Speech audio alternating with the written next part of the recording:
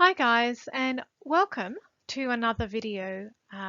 Today we are continuing on our study of protest literature and looking at war poetry, and today we are going to be looking at Wilfred Owen's poem Dulce et Decorum Est.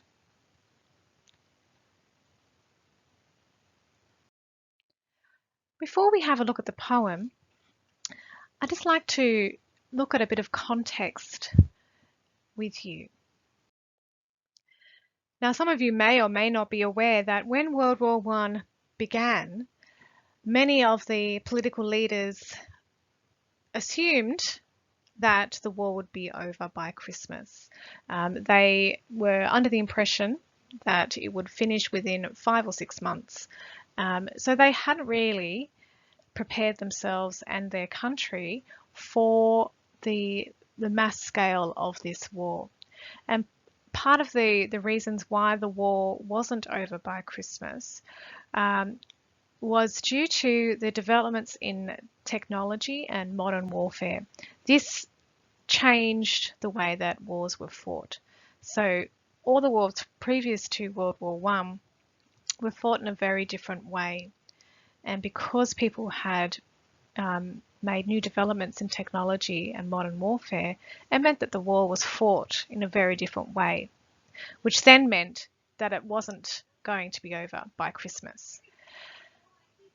So, for example, 1 million grenades were being produced in the munitions factories every week.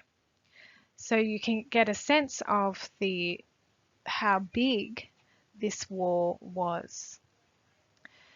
British soldiers were outnumbered, badly equipped, and unprepared for this war, mainly because they weren't expecting it to last so long. And so this had a big impact on the soldiers' experience of the war, and it also had a big impact on the outcome of the war.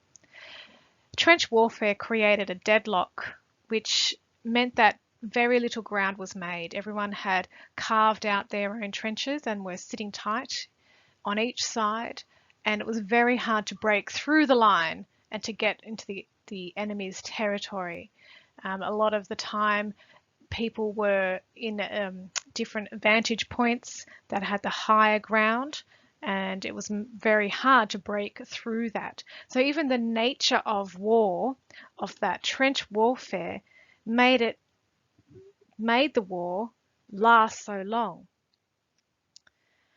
And they had awful conditions. Living in the trenches meant that you were living in mud, you were sleeping in mud, you were living with the rats and the lice, your nutrition was pretty bad, and the whole nature of knowing that you are soon going to be called to go over the top of the trench and knowing that that was likely going to mean your death, meant that it was a pretty dismal experience. A few little facts to give you an idea of the mass scale of this war. So in the Battle of Flanders, 13,000 men were killed in 2 days. Battle of Loos, 60,000 men were killed in 14 days. And in the Battle of the Somme, which is probably the more famous battle, 60,000 men died in 1 day. And that is more than the Crimean War, Boer War, and the Korean War combined. So this gives you an idea of how big this war was and how devastating this war was. And knowing this will help you understand why a lot of the World War I writers, the poets, why they were feeling so bitter and angry about the war. Now, Wilfred Owen was born in England in 1893 near a place called Oswestry in Shropshire, which is just here, right near Wales. A generation of young men marched off to World War I with idealistic notions of patriotism, duty, adventure, and honour. In one of his letters to his mother, Owen writes, "The sound, together with the gallant bearing of the 20 fifers, has finally dazzled me with military glory." Hospitalised with shell shock, Owen met and became friends with war poet Siegfried Sassoon. He returned to France after his recovery in August 1918, but shortly after winning the Military Cross for conspicuous gallantry, was killed in combat just 7 days before the armistice was declared. In his final eulogy, Sassoon described him as a poet of peace who wrote of the soldier's experience in ways that could be used in times of peace to understand human nature.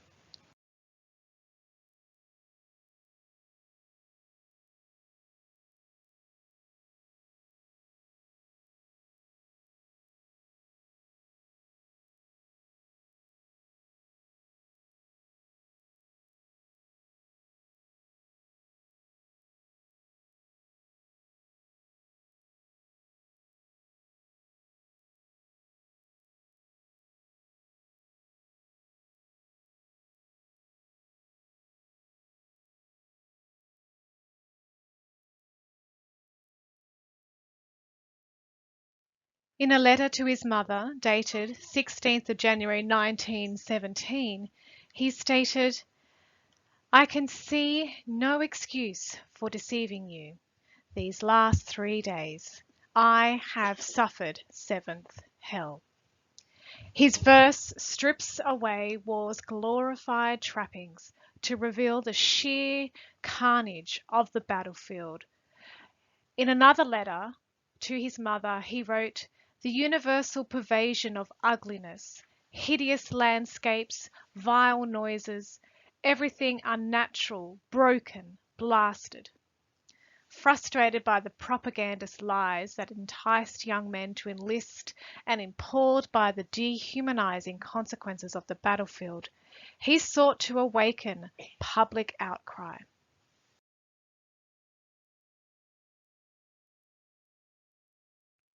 Owen wrote in another letter, "I wish those people who write so glibly about this being a holy war, and the orators who talk so much about going on no matter how long the war lasts and what it may mean, could see a case, to say nothing of 10 cases, of mustard gas in its early stages, could see the poor things burnt and blistered all over with great mustard-coloured suppullating blisters, with blind eyes, all sticky and stuck together, and always fighting for breath, with voices a mere whisper saying that their throats are closing and they know they will choke." This comment right here gives us great insight to the poem Dulce et Decorum Est. And as we read it, I would like you to keep these words in mind. This gives us great insight into the experiences of Wilfred Owen and what he thought about them. And the detail he uses to describe that experience, we can clearly see that represented in his poetry. In his preface to his yet unpublished poems, Owen had written, "All a poet can do today is warn." And his didactic purpose remains powerful. Owen was anxious to describe in a truthful way, as it really was, as he saw no point in lying to the civilians at home. This poem, Dulce et Decorum Est, is well known due to its angry and bitter violence. Interestingly, if you remember Jessie Pope, um, when Owen was writing his poetry, she had a pretty great reputation. She was pretty famous, and it's interesting to think about how Wilfred Owen, when he originally wrote Dulce et Decorum Est, he actually entitled the poem To Jessie Pope. And so this little bit of information here allows us to see just a little subtlety in what is motivating his writing, and helps us to understand Owen's purpose and how he would be feeling about the war propaganda at the time. Being a soldier who has experienced war firsthand and then can see these poems that are churned out by Jessie Pope and see all the posters and all of these messages and political persuasions about the honour and glory of war.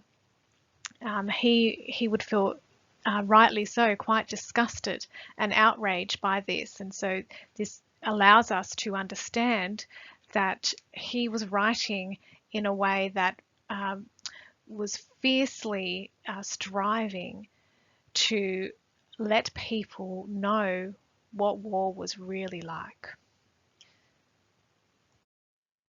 Let's now take a closer look at the poem. So we're going to read the poem first. You'll need a copy of the poem with you. If you can have a printed copy, that would be preferable, so you can write your annotations, but you can also have an electronic version on your computer. If you would like to listen to an audio recording of the poem, there's a fabulous reading of the poem by this guy here, Christopher Eccleston. You can find that on YouTube. You can listen to that and then come back to this video, or you can just read along with me. For this video, you will need to be annotating the poem. So you need to make sure that you have a pen and pencil, highlighters, and even some paper so that you can take notes. I'll be going through the poem stanza by stanza, and I'll be asking you to complete some activities, and the answers to these activities you'll be writing as your annotations on the poem. So it's really important that you are equipped to annotate the poem. So if you need to, press pause now and you can go and get the things that you need. All right, let's have a look at the poem. Bent double like old beggars under sacks, knock-kneed, coughing like hags, we cursed through the sludge, till on the haunting flares we turned our backs, and towards our distant rest began to trudge. Men marched asleep, many had lost their boots, but limped on, bloodshod. All went lame, all blind, drunk with fatigue, deaf even to the hoots of gas shells dropping softly behind. Gas! Gas! Quick, boys!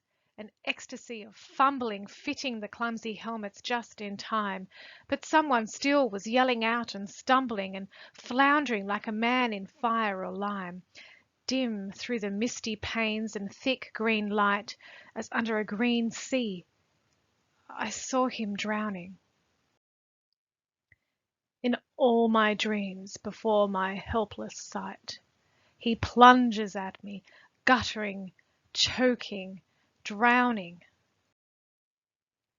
If in some smothering dreams you too could pace behind the wagon that we flung him in, and watch the white eyes writhing in his face, his hanging face like a devil sick of sin, if you could hear at every jolt the blood come gargling from the froth-corrupted lungs, obscene as cancer, bitter as the cud of vile, incurable sores on innocent tongues, my friend, you would not tell with such high zest to children ardent for some desperate glory the old lie Dulce et decorum est pro patria mori. So now you've got a sense of the story in the poem. I'd just like to show you this diagram here that gives you a picture of what is happening. When we start the poem with the soldiers, they are cursing through the sludge, turning their backs and heading towards their distant rest. So when you have trench warfare, you have the two sides facing each other in their trenches with no man's land in between. And so often the fighting would occur in no man's land if someone's trying to break through to the other side. They would position here at the front of their trenches the machine guns. And down here you can see there's the range of the 5.9. So when the enemy is shooting these missiles, that's how far they could go. And you can see here we have the gas attack that occurs in the poem. So this gives you an idea that in this section here, that's a section of relative safety. So we know that in this section you are exposed and you can be potentially under attack. When you were in the trench and you had the enemies come to attack and break through the trenches, you would often be involved in hand-to-hand combat, and otherwise you would be going across, charging across no man's land under attack of machine guns and any sort of missiles, and you would have to charge towards the trench and break through, and there would often be barbed wire and all sorts of things to stop you. So the focus here in the opening of the poem is that the soldiers they had just been fighting. They'd just been in the trenches, and what often happened in the army is that you would be in different groups, and the groups would rotate and be in different positions and different places in around the trenches. And so when you were up the front and were involved in combat or defending posts, you would do your stint and then you would move out and you would go to your place of distant rest, somewhere in the camp where you could rest and I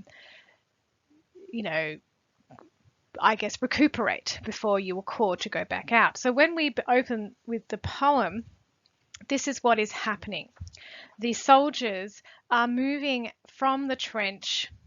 They are turning their backs to the haunting flares that would be occurring here, and they're deaf to the hoots of these missiles, these bombs, and they are heading towards their place of distant rest. Okay, that's the scenario. So I thought that might be helpful for you to picture what is happening. And when we get to stanza 2, they haven't even made it to their distant rest before they get the gas attack. So this is where the majority of the action occurs.